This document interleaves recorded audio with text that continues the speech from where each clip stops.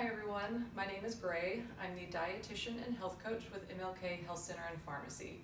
February is National Cancer Prevention Month, so we're doing a few videos talking about ways that you can reduce your risk for cancer. So for this video, I want to talk about ways that we can kind of alter our environment a little bit to cut out some harmful chemicals. There are thousands of chemicals used in various products, things that we have in our home. Furniture, pesticides, cleaners, that sort of thing.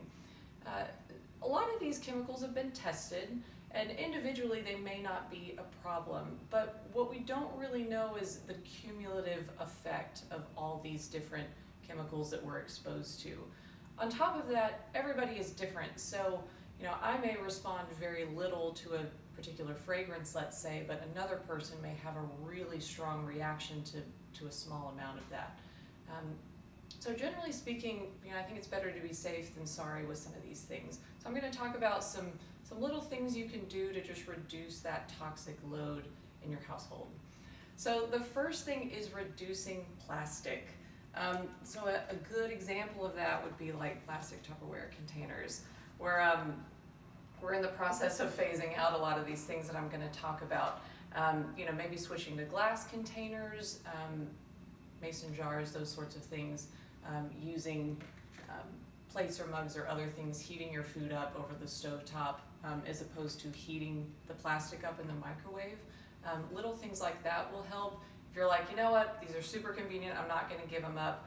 The main thing is just not to heat that plastic. That's going to help keep those chemicals at bay a little more. Something else that you can upgrade are cleaners, all these household cleaners that we have. Some are better than others. If you're not really sure where to start with some of these cleaners, there are a few different apps that you could look into. One is Think Dirty, and the other is Healthy Living by the Environmental Working Group. So these are apps where you can scan the barcode on some of these different products, and it will tell you if it has some questionable chemicals, and if so, some better alternatives that you can use. It's not that you have to go and completely replace all these potentially harmful things in your house, but just upgrading as you run out of stuff would probably be the best way to go about that. So once we use up the rest of this, we'll probably be finding a better alternative.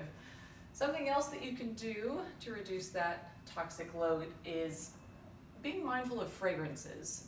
If it's a plug-it-in or a scented candle or any sort of air freshener type product. Those fragrances are another category that can potentially have some questionable chemicals. And then for women, we tend to have extra exposure to some of these harmful things through our beauty products, our nail polish, our hair dyes, all of these different things, our scented lotions, that sort of thing. Once again, you don't have to go home and throw out all these things, but if we can be a little more mindful of this and look for ways to upgrade those products that don't have some of those harmful chemicals that we know to cause cancer, that can certainly help. So I hope this was helpful. We do have a YouTube channel where you can find out more about other health and wellness topics, so I would encourage you to check that out if you're curious about some of these different topics. Thank you for watching.